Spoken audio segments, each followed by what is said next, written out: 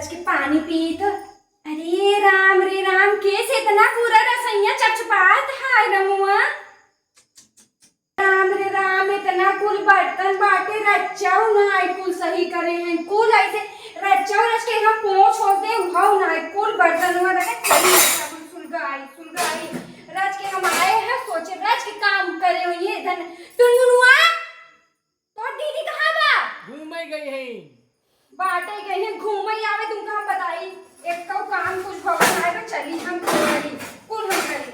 अब हम बर्तन धुली की सब सही करी इहा सब लपेटे हाथ गन कुल ई के हलवा बनाए बाटे के मन के ये हलवा बने बने की हुस खावन आए तो खाई बस बने बने छितराए हाथ गन कुल हम कितना काम कुल कई गई चली कुल हम ही काम कई गई कुल काम करी हम ई कैसा है कुल खुला पाए की डब्बा में धन तो धन न रख ना सकते हम कितना काम करी।